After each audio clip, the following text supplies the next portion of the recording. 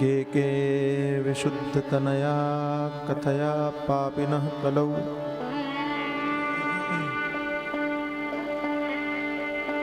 वदतान् कृपया सूत कृतार्थं भुवनं कुरु।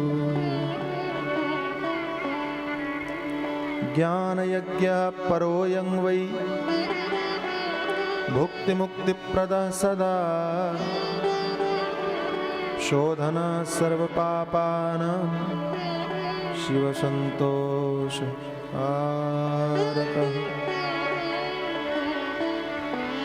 के विशुद्धतनया कथया पापिनः कलौ वदतां कृपया सूत कृतार्थ भुवनं कुरु।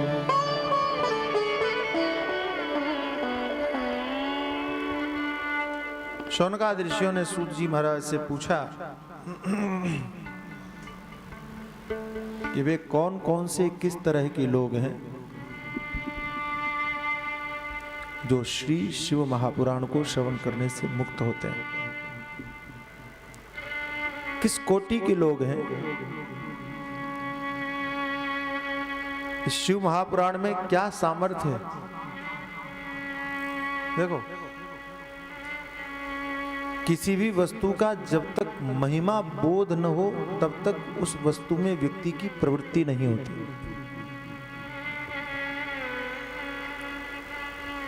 बात चाहे अध्यात्म की हो चाहे व्यवहारिक की,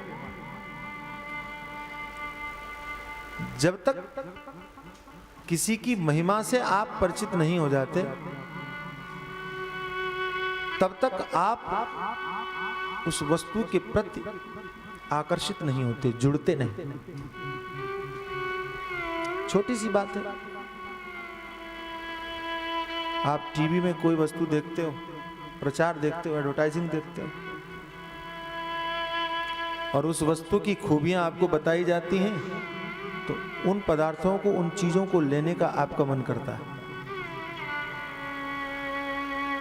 और अगर किसी वस्तु की विशेषता का ज्ञान ही हमको न हो, हमको पता ही न चले कि इस वस्तु की क्या खासियत है, क्या विशेषता है, तो हम उसको लेने के लिए जाएंगे? कभी नहीं। ठीक इसी प्रकार से अध्यात्म के विषय में समझना चाहिए। जब तक अध्यात्म की महिमा, जब तक शास्त्रों की महिमा, जब तक पुराण के प्रति, पुराण की महिमा, पुराण का महत्व हमको समझ में नहीं आता तब तक उसमें प्रवृत्ति नहीं होती। कई लोग ऐसा बोलते हैं कि धर्म को प्रचार की जरूरत नहीं, तो हमने कहा कि क्या अधर्म को प्रचार की जरूरत है? अगर धर्म को प्रचार की आवश्यकता नहीं है तो क्या अधर्म को जरूरत है? प्रचार तो धर्म का ही होना चाहिए और करना भी चाहिए। कई लोग बोलते हैं हम प्रचार नहीं करते, हम तो सिर्फ अध्यात्म का चिंतन करते हैं, इसलिए अध्यात्म सिमट गया और जिन्होंने प्रचार किया वो छा गए। इसलिए धर्म का भी प्रचार होना चाहिए। महात्मा क्यों बनाए गए? महात्मा प्रचार करने के लिए ही तो बनाए गए, महिमा बताने के लिए ही तो बनाए गए। जब तक अध्यात्म की विशेषताएं लोगों तक नहीं पहुंचेंगी, लोगों को बताया नहीं जाएगा, तब तक अध्यात्म से भला कोई व्यक्ति क्यों जुड़ेगा? तो बच्चों को, युवाओं को, लोगों को, समाज को अध्यात्म से जोड़ने के लिए आवश्यक है कि उनका प्रचार किया जाए। अच्छा, किसी से कहो कि जरा तीर्थ में चलो, किसी से कहो जरा कथा सुनो, आदमी सबसे पहले पूछता ही है कि क्या फायदा। संसार का कोई व्यक्ति बिना फायदे के कुछ करने के लिए तैयार नहीं है। ऐसी अवस्था में अध्यात्म बोध के लिए बताना जरूरी है। सूत जी से शौनकादिकों ने पूछा के विशुद्ध तनया कथया पापिना कलौ। अब ये बात अगर लोगों को मालूम पड़े कि कथा सुनने से क्या होता है, तो निश्चित रूप से उनके मन में कथा सुनने के प्रति लगाव होगा, वे जुड़ेंगे। कौन कौन से लोग हैं कि जिनका भला होता है, जिनका कल्याण होता है। सुश्री महाराज ने कहा, ये मानवा पापकृतो दुराचार रता खला कामादि निरता नित्यम तेपि शुद्ध्यन्ति नेन वै। तो कहा देखो, संसार में कितना भी बड़ा पापी हो, कितना भी बड़ा पातकी हो, कितना भी बड़ा दुष्ट हो, कितना भी अधर्मी हो, और अगर वो भी कथा सुने तो वो पवित्र हो जाए। कथा उन सबका मंगल करती है। आपने कई बार सुना होगा, कथा संसार में व्यथा को दूर करती है। अगर आप अपनी व्यथा, अपने दुख दर्द को दूर करना चाहते हो तो कथा सुनो। कथा सर्व मंगल करती है, कथा कल्याण करती है। तब कथा अमृतम तप्त जीवनम, तपे हुए जीवन वालों के लिए आपकी कथा अमृत के समान, पवित्र करने वाली। लेकिन एक बात लोगों को समझ में नहीं आई कि महाराज एक बात बताइए, जितने पापी हैं अगर कथा सुने तो सब पवित्र ही हो जाएं, तो फिर तो बड़ा सरल रास्ता है कि उधर पाप करो इधर कथा सुनो। नहीं समझ में कि रात में पाप करो, दिन में कथा सुन लो, पाप खत्म, कुछ नरक में जाने की जरूरत ही नहीं, सब झंझट खत्म। दोबारा फिर पाप करो और फिर झंझट खत्म, तीसरी बार फिर पाप करो, फिर कथा सुन लो, चौथी। ऐसा है? ऐसा नहीं नहीं। हमको लगता है ऐसा भी करो तो चलेगा। करो तो करो तो। कई लोग कहते हैं कि अगर हम पाप करने के बाद कथा सुने तो पवित्र हो जाएंगे। मैं कहता हूं हाँ, हो जाओगे। और दोबारा पाप करें, दोबारा फिर कथा सुन लें तो पवित्र हो जाएंगे। तो मैं ऐसा कहता हूं कि कथा सुनने के बाद में दोबारा पाप में प्रवृत्ति होगी, ये तुमको किसने कह दिया? एक बात बताइए आप कि अगर आप अपराध करते हैं, इनकम टैक्स की चोरी करते हैं, है ना, इनकम टैक्स नहीं भरते हैं, सरकार को पता चलता है तो सरकार क्या करती है कि तुमने अगर ये इनकम टैक्स नहीं भरा है तो तुमको इतना और ज्यादा भरना पड़ेगा, दंड देती है। समझ में आया? एक बार, दो बार, फिर तुम चोरी करो तो तीसरी बार फिर चोरी करो। लेकिन 2-3 बार भुगतने के बाद में आदमी सोचता है कि अब नहीं करना चाहिए। नहीं समझे? एक बार जुर्माना भरना पड़े। आप एक बार ड्राइविंग लाइसेंस साथ में भूल गए और आपको 1000 रुपए की पावती काटनी पड़ी, तो दूसरी बार आपको याद वही 1000 रुपए दिलाएगा। समझ में आया? ऐसा नहीं है कि आपके पास पैसा नहीं है, आपके पास पैसा है, लेकिन व्यर्थ में पैसा जा रहा है, ये आपको खलता है, ये आपको दुख देता है। वो 1000 रुपए गया आपको, अब वो 1000 रुपए जैसे ही आप गाड़ी में बैठोगे आपको याद आएगी, अरे लाइसेंस है कि नहीं, ये याद दिलाएगा। ऐसी एक कथा अगर आपने श्रवण किया, सुन लिया, कोई कितना भी बड़ा पापी हो अगर वो भी कथा सुने तो वो मुक्त हो जाता है, वो पवित्र हो जाता है। तो कहा वो तो दोबारा फिर पाप करेगा। लेकिन भाई ये तो सुनो कि जब वो पवित्र हो गया तो दोबारा पाप में प्रवृत्ति क्यों होगा? पहली बात। और दूसरी बात, अगर वो पाप करने गया भी तो ये कथा उसको रोकेगी कि नहीं, अब नहीं, बहुत हो गया। ये कथा याद दिलाएगी, अब नहीं, बहुत हुआ। इसलिए कथा सबको पवित्र करती है, कोई भी हो। एक बात पूछा कि महाराज एक बात समझ में नहीं आई, तो कहा क्या? कि कथा कैसे पवित्र करती? ज्ञान यज्ञ परयो वै भुक्ति मुक्ति प्रदा सदा शोधन सर्व पापानां सिधु संतोष कारक। बोले शिव पुराण की महिमा यह है, कथा की महिमा यह है कि इसको पाठ करना सुनना दोनों ही यज्ञ के समान है, ज्ञान यज्ञ।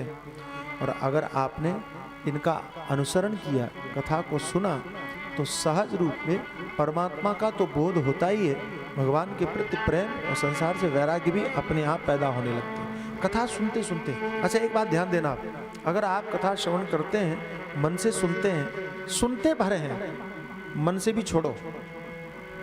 अगर आप यहाँ हो कथा के समय, कई बार क्या होता है कि कथा सुनते सुनते भी हम लोग घूमने चले जाते हैं, तो गारंटी नहीं लेता हूं।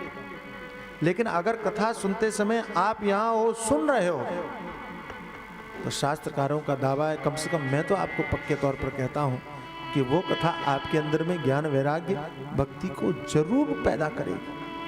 कथा की महिमा यही है, इसलिए भागवत में बड़ा सुंदर आया, बहुत अच्छा है।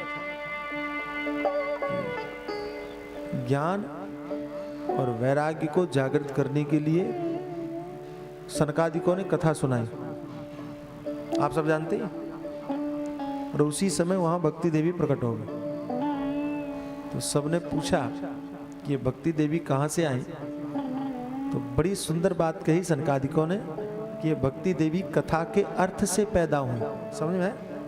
कथा के अर्थ से पैदा हुई।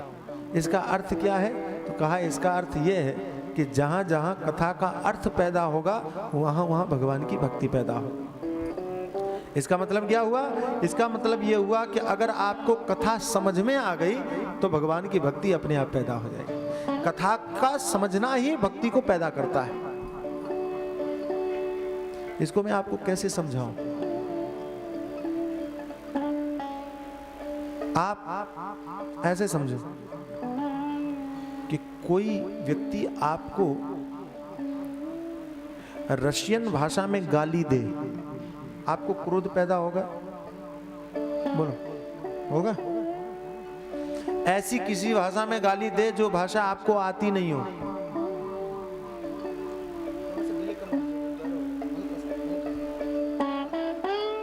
जो भाषा आपको आती नहीं हो और उस भाषा में कोई गाली दे तो आपको क्रोध होगा?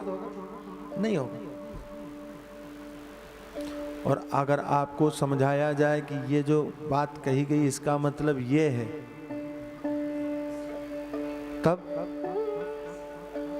तब क्रोध आएगा। ठीक है? तो जैसे ही गाली का मतलब समझ में आने पर आपके मन में अपने आप क्रोध पैदा होता है, ऐसी भगवान की कथा समझ में आने पर भगवान की भक्ति अपने आप पैदा होती है, सहज रूप। उसके लिए कोई प्रयास, जैसे गाली समझने के बाद क्रोध को पैदा करने के लिए आपको कुछ और नहीं करना पड़ता, ऐसी कथा समझने के बाद भक्ति को पैदा करने के लिए आपको कुछ और करने की जरूरत नहीं।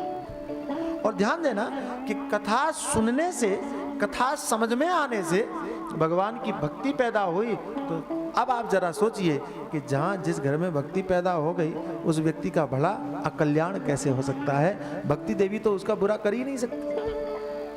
जैसे जिस घर में डॉक्टर आ जाए उस घर में फिर रोगी नहीं रह सकता, ऐसी जिसके हृदय में भक्ति देवी आ जाए फिर उस व्यक्ति की दुर्गति नहीं हो सकती, अकल्याण नहीं हो सकता।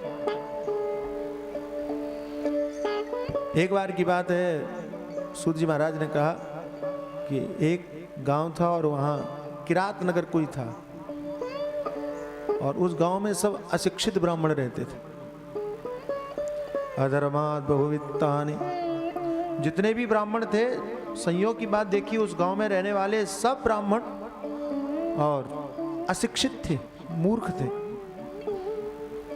और वहां एक और ब्राह्मण था जिसका नाम था देवराज। उसने ठगी का काम कर रखा था, सबको ठगता था, सबको लूटता था। लूट पाट करके उसने बहुत सारा धन इकट्ठा किया। धर्माय धर्म तस्य स्वपंचापि पापिन स्ववशं धनिनं विप्रं ज्ञात्वा ऋष्या सुंदरी वार्तालापेन दच्चित्तं प्रीतिमत्समजायत स्त्रियं कर्तुं सदाम्नेन पतिं कर्तुं सचा तथा एवं कामवशो भूत्वा बाहुकालं विजृत। और क्या कहें, इतना दुष्ट हो गया और इतना पापी हो गया कि धन के लालच में उसने अपने माता पिता को भी मार दिया, परिवार को भी खत्म कर दिया, सबको समाप्त कर दिया कि इनका धन, इनकी संपत्ति हमको मिल जाएगी। इतना दुष्ट और पातकी कर्म करने वाला हुआ, घृणित कर्म करने वाला हुआ, जिन पापों की हम कल्पना नहीं करते, इस देवराज नाम के ब्राह्मण ने सारे पाप किए, सब कुछ किया। एक दिन की बात है, प्रतिष्ठानपुर, ये जो प्रयागराज है उसी के पास में झूसी करके जगह, झूसी, तो वहां से ये ब्राह्मण देवता निकला। देवता काहे का, असुर समझिए, राक्षस समझिए।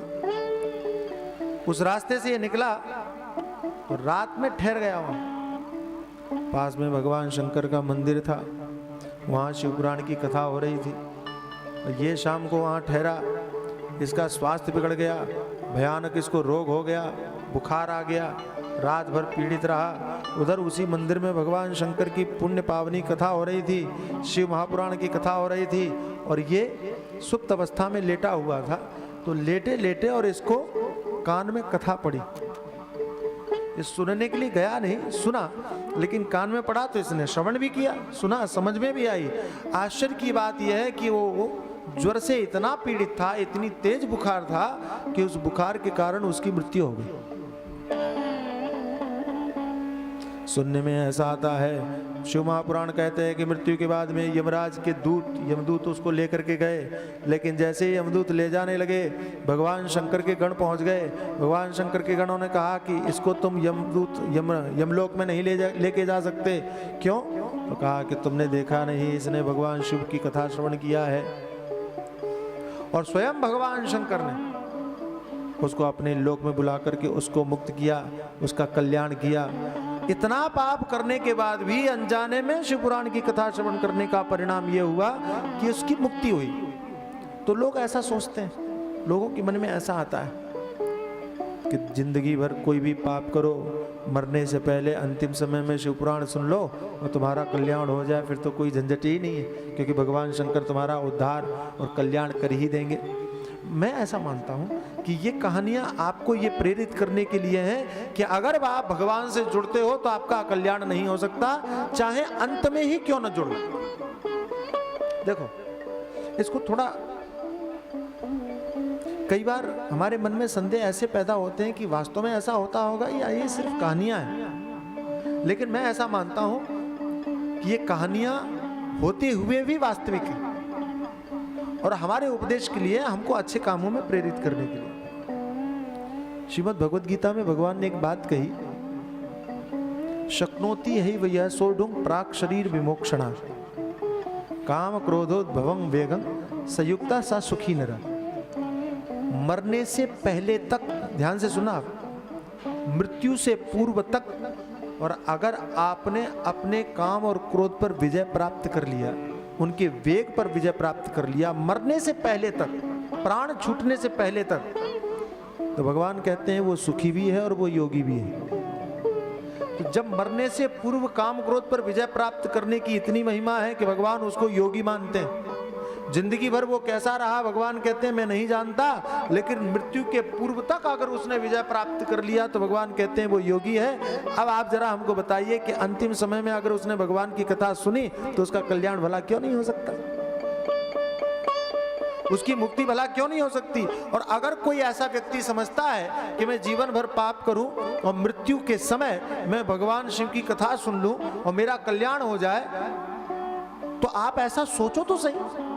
पहली तो बात ये बताओ आप कि किसी व्यक्ति को क्या ये पता है कि उसकी मृत्यु कब होने वाली है? पता है? हम तैयारी करके रखेंगे कि जिंदगी भर तो पाप करेंगे, मरते समय शिव पुराण सुन लेंगे, तो मरना कब होगा कुछ पता है? ये जितने केदारनाथ दर्शन करने गए थे इनको सबको पता था कि सबको मालूम था? तो मृत्यु तो अनिश्चित है, तो फिर कब सुनना चाहिए? मृत्यु से पूर्व का मतलब कब? आप कोई निर्धारित तो कर नहीं सकते। अच्छा, ये जो व्यक्ति देवराज था, ये वहां पर शयन कर रहा था, सो रहा था, इसको मालूम था कि उसकी मृत्यु आने वाली है? ये तो संयोग की बात थी। मैं कहता हूं कि अगर जीवन में, अगर अपने पापों से बचने के लिए आपने सोच लिया कि हमें मुक्त होना है, चलो शिव पुराण सुन लेते हैं, और अगर आपने श्रवण किया, तब भगवान कहते हैं तो निश्चित रूप से आपका कल्याण होगा, चाहे अनजाने में क्यों ना सुन। अच्छा, कई लोगों ने कहा अनजाने में सुनने से फल कैसे हो सकता है, जानबूझ करके अगर हम कथा सुने तब तो भला हो सकता है। मैं कहता हूं अनजाने में आग छूने से आप जलोगे कि नहीं जलोगे? अनजाने में ये वायर छू लो, तार छू लो, आपको करंट लगेगा कि नहीं लगेगा? तो अनजाने में जब संसार के पदार्थ प्रभाव डाल सकते हैं, तो अनजाने में भगवान का नाम और भगवान की कथा आपके जीवन में प्रभाव क्यों नहीं डाल सकते? देवराज की भगवान कहते हैं कि इस कथा के प्रभाव से शिवदूत उसको कैलाश ले जाने के लिए तत्पर हुए। उपदेशे यदा दूता कैलासम गन्तुम् उत्सुका तदा यमपुरी मध्ये महाकोलाहलो भवत्। धर्मराजस्तुतं श्रुत्वा स्वालयाद्वरे बहिरागमत्। बड़ा आश्चर्य हो गया, पूरे यमलोक में कोलाहल मच गया। यमराज के पास में बात गई, यमराज ने बुलाया और पूछा कि भाई तुमको तो हमने देवराज को लाने के लिए भेजा था, ये देवराज कहाँ गया? तो यमदूतों ने कहा महाराज हम तो वहीं गए थे, लेकिन शिव पुराण की कथा सुनने के कारण वो उसको शिवदूत लेकर के कैलाश चले गए। शिव महापुराण के महात्म्य में भगवान वेदव्यास जी महाराज संकेत करते हैं, सूत जी महाराज शौनकादि ऋषियों को कथा सुनाते हुए कहते हैं कि इस बात को सुनकर के यमराज कुछ बोले नहीं। क्यों? तो कहा कि यमराज स्वयं भगवान की महिमा से परिचित हैं, वे जानते हैं भगवान का नाम जहाँ पर पहुँच गया हो, भगवान का चरित्र जहाँ पर पहुँच गया हो, उस व्यक्ति को फिर यमलोक में आने की जरूरत नहीं पड़ती, नरक में जाने की जरूरत नहीं पड़ती। संसार में सामान्य तौर पर हम देखते हैं कि अगर किसी व्यक्ति ने बड़ा अपराध किया है और अधिकारियों के सामने अगर आप किसी बड़े अधिकारी का नाम ले दो सिर्फ, तो वो व्यक्ति अपराध की चिंता नहीं करता, आपको जाने देता है, फिक्र नहीं करता। हम लोग सोमनाथ मंदिर में अंदर जाते हैं, कल पाठ किया, कोई ऐसे जाएगा? नहीं जाएगा, हमको भी रोकेंगे।